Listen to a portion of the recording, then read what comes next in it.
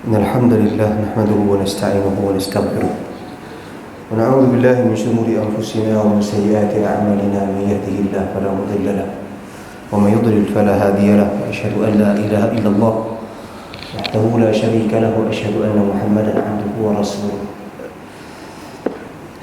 Amma ba'd.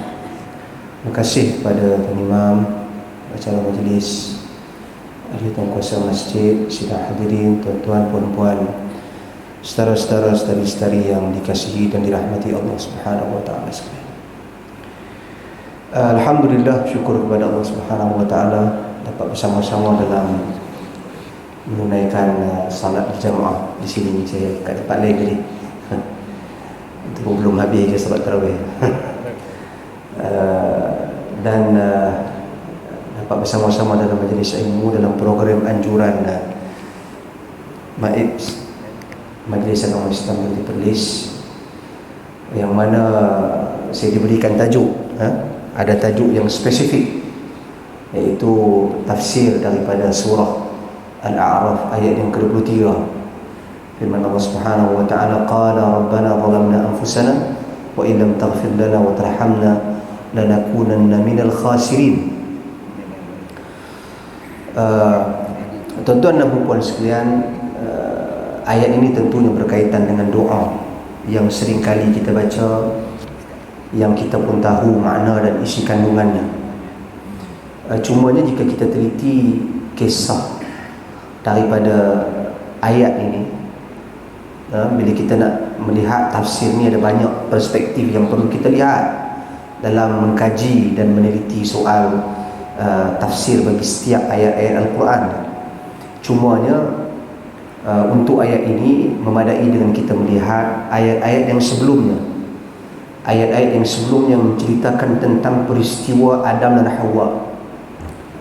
Apabila Allah Subhanahu wa taala nyatakan dalam ayat yang sebelumnya tentang perbualan Adam dengan iblis, bagaimana makar dan strategi iblis untuk memastikan Adam dan Hawa terkeluar daripada syurga Allah Subhanahu wa taala. Yang mana kita ketahui, tuan-tuan dan puan-puan sekalian, apabila Allah Subhanahu wa taala berpesan kepada Adam, wala taqraba hadhihi syajarah, wala taqraba hadhihi syajarah, jangan kamu mendekati pohon ini. Clear, itu larangan daripada Allah Subhanahu wa taala. Namun apabila syaitan ini dia nak supaya Adam menderhakai perintah Allah Subhanahu wa taala, Allah sebut di dalam ayat yang sebelumnya, fawaswasa lahuma syaitanu liyubdiya lahuma ma wuriya anhuma min sawatihima. Syaitan ini dia mendatangkan, menimbulkan waswas kepada Adam dan Hawa.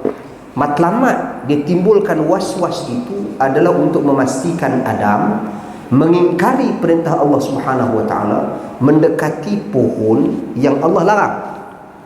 Tujuannya apa? Liyubdiya lahuma ma wuriya anhuma min sawatihima, supaya terangkat dan terzahir aurat dan kemaluannya. Keduanya itu matlamat syaitan. Dan untuk convince, nak meyakinkan lagi Adam dan Hawa ini, iblis ini, syaitan ini, dia memberikan keyakinan, memberikan tawaran. Dua tawaran besar dia berikan kepada Adam AS untuk dia convince dan yakinkan Adam dan Hawa. Wa qala ma nahakuma rabbukuma an hadhihi syajarah illa an takuna malakain aw takuna minal khalidin. Dia kata kepada Adam dan Hawa, tidaklah Tuhan keduamu, yakni Allah Subhanahu wa taala, melarang kamu berdua daripada mendekati pohon ini, melainkan dia, yakni Allah Subhanahu wa taala, tidak ingin kamu berdua menjadi malaikat. Satu, dia tawar position, dia tawar kedudukan, dia tawarkan kuasa kepada Adam AS. Kedua, dia kata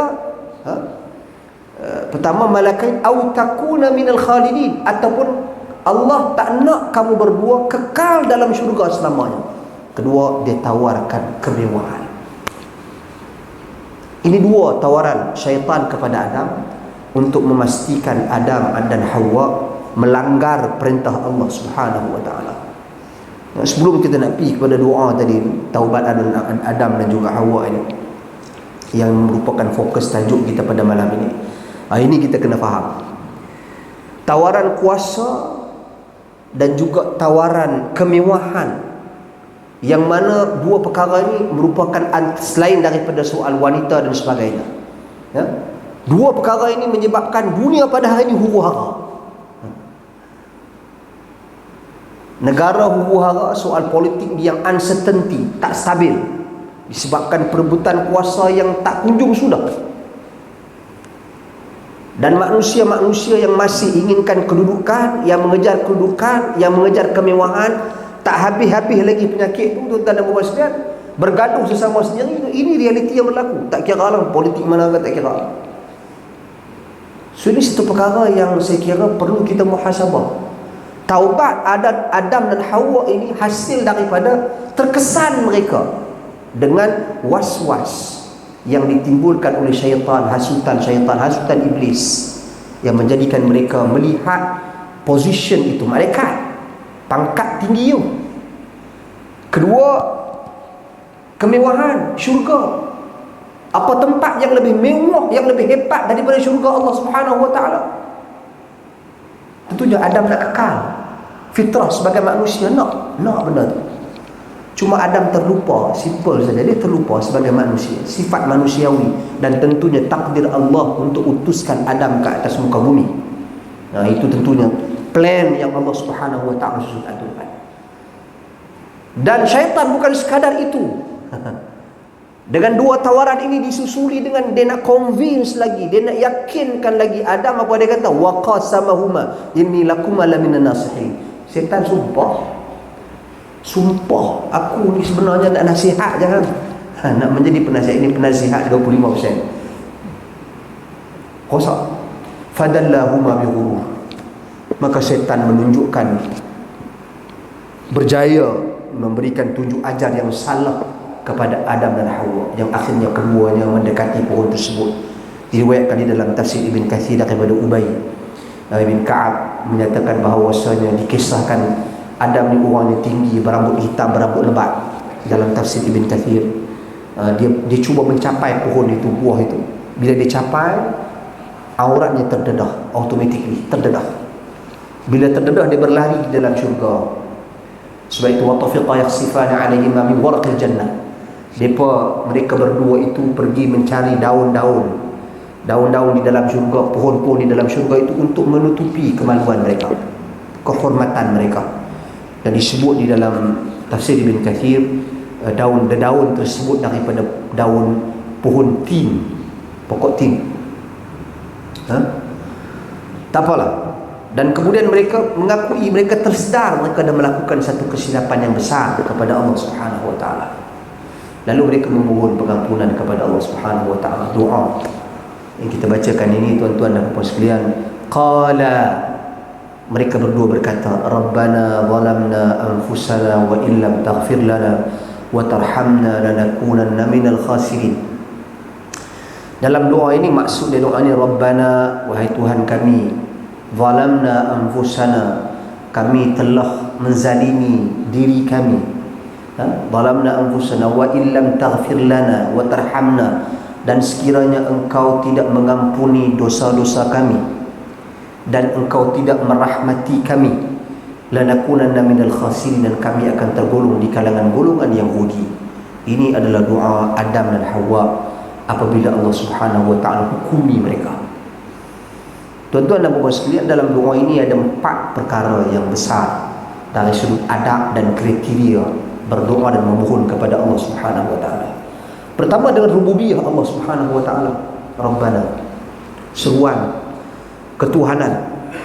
Tuan-tuan dan puan sekalian, dalam berdoa ni kita kena memanggil-manggil, merayu-rayu Allah Subhanahu wa taala dengan nama-nama dan nama-namanya yang indah, sebagaimana disebut di dalam hadis Nabi sallallahu alaihi wasallam, lillahi tis'atun wa tis'ina isman man ahsaha dakhala al-jannah. Kemudian bagi Allah Subhanahu wa taala itu ada 99 nama barang siapa yang ihsa ni ada menghitungnya ataupun bermaksud juga berdoa dengannya, maka dia akan masuk syurga. Sebagaimana disebut di dalam ayat Al-Quran yang lain, walillahil asmaul husna fad'uhu biha. Bagi Allah Subhanahu wa taala itu nama-nama yang indah, lagi cantik, lagi elok, maka berdoalah kamu dengannya. So Adam dan Hawa menggunakan perkataan tersebut, Rabbana, wahai Tuhan kami. Satu. Keduanya disebut zalamna anfusana, pengiktirafan kesilapan dan kesalahan. So ini penting dalam kita berdoa. Berdoa dia tak boleh sombong, Tuhanku bagilah aku, mintalah aku. Mengakui kelemahan dan kesilapan ini dalam kita memohon kepada Allah Subhanahu wa taala. Sebab kadang-kadang tuan-tuan dan puan sekalian, kita bila kita tak ikat diri kita dengan adab dan etika berdoa, sama seperti kita pergi nak buat surat, nak mohon sumbangan daripada kerajaan ke, daripada menteri ke, daripada YB ke, tulis start surat, saya nak mohon pengumuman. Tak, kita mula assalamualaikum, bismillah dulu, lepas tu buat satu huruf besar memohon sumbangan ini, lepas tu mula moga Datuk Seri ke, Datuk ke, YB ke dalam keadaan yang sihat sejahtera. Surat ini perkara dia tak ada lari rujuk, tujuan kami pun kami ada masalah. Mengakui kelemahan diri, menceritakan kelemahan diri.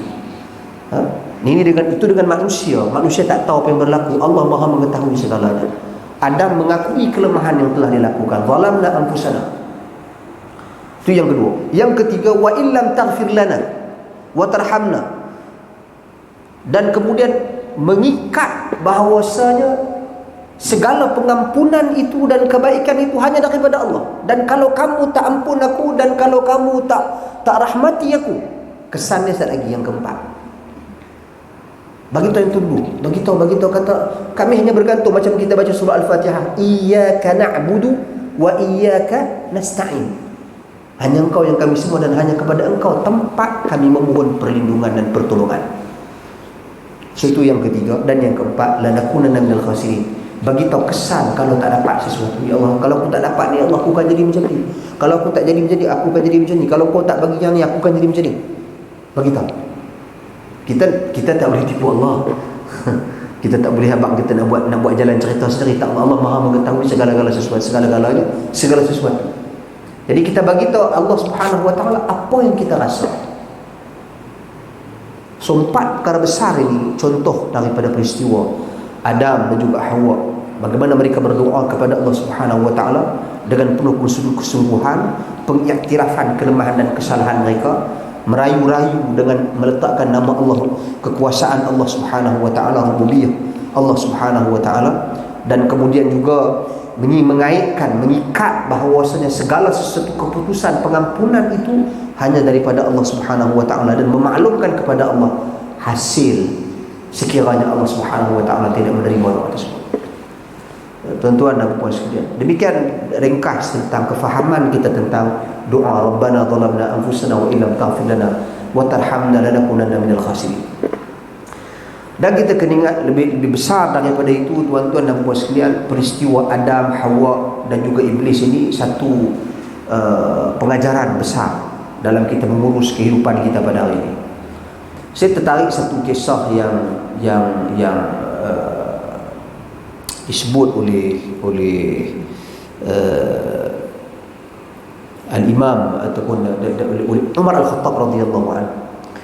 Umar Al-Khattab radhiyallahu anhu. Bagaimana kisah bila kita bercakap pasal doa ni, kita dah doa untuk diri kita sendiri. Ni doa untuk diri kita sendiri. Okay? Dan di sana ada doa yang mana kita dalam kehidupan bermasyarakat ini doa untuk teman dan saudara-saudara kita. Kadang-kadang kita ni pada hari ini, tuan-tuan dan puan sekalian, peristiwa Adam dan Hawa, mereka bersekali.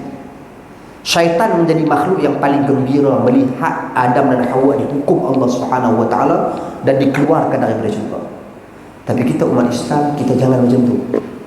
Kita tak boleh bergembira melihat saudara kita dihukum. Mungkin kita seronok hukum Allah terlaksana ke atas saudara kita, tetapi kita tak boleh bergembira, berseronok padan muka hang kena, tak boleh. Dalam hadis yang diriwayatkan oleh Abu Hurairah radhiyallahu an, apabila utian Nabi sallallahu alaihi wasallam bisakran, Nabi didatangkan dengan seorang lelaki yang mabuk. Fa amara bi darbih, Nabi perintah supaya dia dipukul. Kemudian faminna man darabahu bi thawbih wa minna man darabahu bi na'lih. Ada orang daripada kalangan kami yang pukul dia dengan bajunya, ada yang pukulnya dengan kasut capal, ambil kasut pukul. Ya. Dan kemudian habis selepas pukul semua selesai, falaman saraf, bila lelaki ni pun beredar dah, ada seorang daripada kalangan yang ramai-ramai yang ada pukul tadi, dia kata akhzakallah, akhzakallah. Dia kata moga-moga Allah menghina kamu. Nabi kata la takunu aunan lisyaitan ala akhikum, jangan kamu jadi kroni syaitan ke atas saudara kamu. Kita bukan perlu berseronok dengan melihat kawan kita melakukan kesilapan dan kesalahan, sebaliknya kita berdoa. Sebab itu dalam athar daripada Umar Al-Khattab radhiyallahu anhu yang diriwayatkan oleh Abu Nuaim dengan sanad yang sahih, bila diceritakan Umar Al-Khattab, dia ada seorang dia ada seorang penyelaras, penyelaras dia di Syam. Syam ni kalau hari ini Syam ni Damaskus, Damsyik lah. Kalau dulu Syam ni dia masuk Palestin, Jordan, Syria dan juga Lebanon, tu negara-negara Syam dia panggil. Umar dia ada seorang wakil dia, perutusan dia di Syam. Dia letak untuk buat gerak kerja, tindakan apa yang dia. Tapi dalam tempoh yang lama, tiba-tiba lelaki ini tak dapat dihubungi oleh Umar. Umar suruh orang cek, pergi mana lelaki ni? Rupa-rupanya lelaki ni dah berubah akhlak dan sikapnya, dia menjadi seorang pemabuk ketagih arak. Jadi tuan-tuan dan puan sekalian, Umar utus surat. Assalamun alaik, Umar kata kepada dia, ahmadu ilaikallah la ilaha ghairu. Salam sejahtera ke atas kamu, aku memuji Allah Subhanahu wa taala bagi pihakmu, yang mana tiada Tuhan yang berhak disembah dengan benar kecuali Dia. Kemudian Umar membacakan firman Allah Subhanahu wa taala dalam surah Ghafir, Ghafirudz dzamb wa qabilit taub syadidul iqab dzit taul la ilaha illa huwa ilaihil masir. Yang bermaksud Allah Subhanahu wa taala ni Maha Pengampun segala dosa, Allah Maha Penerima taubat, Allah Subhanahu wa taala ini syadidul iqab, dia punya siksaan dia tu dahsyat. Dan Allah Subhanahu wa taala dzit taul ni dia Maha Pemberi, pemberi penganugerah rezeki kepada manusia. Tiada Tuhan yang berhak disembah selain Dia, dan kepadanya lah tempat kita kembali. Umar perintah orang hantar surat ni kepada lelaki tersebut, dan Umar berdoa agar lelaki tersebut ayyatuballahu alaih, Allah ampuni dosa dia, dan Allah Subhanahu wa taala jadikan hati dia menerima teguran dan nasihat. Lelaki ni dapat surat. Bila dia dapat surat, dia buka-buka, dia baca ayat daripada Al-Quran, Ghafirudz dzamb wa qabilit taub syadidul iqab. Dia ulang beberapa kali ayat ni, dia ulang sampai dia menangis. Fabaka, dia menangis dengan menangis yang teruk. Thumma naza'a famat.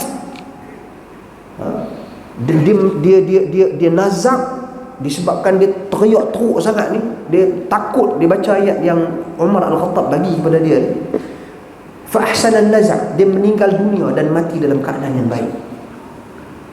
Kemudian berita tentang kematian dia sampai kepada Umar Al-Khattab radhiyallahu anhu. Umar kata apa? Hakadha isna'u li akhikum, macam ni engkau kena buat kepada saudara. Fa idza ra'aitum ala akhikum zillah, apabila kamu melihat atas saudaramu melakukan keburukan dan kesalahan, fad'u, doakan dia. Ayyatuba alai, doakan supaya Allah Subhanahu wa taala ampuni dia, terima taubat dia. Itu cara kita. Kemudian Umar berkata seperti mana Nabi sebut tadi, la takunu a'wanan lisyaitan ala akhikum, jangan kamu jadi kroni syaitan untuk menjatuhkan ataupun merendah-rendahkan saudara kamu. Kita orang Islam ni tuan-tuan dan puan sekalian, yang kita agak kecewa, kadang-kadang satu kelompok ni seronok melihat kejatuhan kelompok yang lain. Satu kelompok ni seronok melihat penghinaan ke atas kelompok lain. Kita sepatutnya mendoakan kebaikan. Doa agar Allah diterima taubat dia, diampun dosa dia. Kenapa kita seronok bila saudara kita dihina, bila seronok saudara kita ni? Persaingan-persaingan dalam apa jual lapangan, politik ke apa, itu persaingan teknikal atas muka bumi untuk mengurus tadbir sebuah negara, organisasi dan sebagainya. Tapi penghinaan ni benda lain. Bersaing-bersainglah. Tapi bila mai hina, bila mai buka aib, bila mai ini semua perkara-perkara yang dilarang di dalam agama, kita pun tahu. Dan kita tak mau jadi kroni syaitan untuk mendukung perkara-perkara seperti ini kat atas saudara kita. Jadi jika Adam dan Hawa ditertawa syaitan, kerana syaitan bersumpah di hadapan Allah Subhanahu wa taala untuk memastikan dia akan memastikan manusia ini jauh daripada mensyukuri nikmat-nikmat Allah Subhanahu wa taala, yakni kufur kepada Allah Subhanahu wa taala. Itu janji dia. Dia berjaya keluarkan Adam dan Hawa daripada syurga. Jadi kita jangan jadi seperti syaitan. Saudara-saudara kita melakukan kesilapan dan kesalahan manusia biasa. Untuk diri sendiri doa kepada Allah, Rabbana zalamna anfusana wa illam taghfir lana wa tarhamna lanakunanna minal khasirin. Dan untuk teman dan saudara-saudara kita, kita doa kebaikan untuk mereka agar mereka terbuka hati mereka menerima taubat daripada Allah Subhanahu wa taala, menerima taubat mereka. Terbuka hati mereka untuk bertaubat. Dua perkara yang ilmuwan Islam sebut tentang Adam dan Hawa alaihi salam. Hidayah besar yang Allah bagi kepada dia. Satu, kelebihan rahmat yang Allah bagi. Satu, keinginan dan rasa nak bertaubat.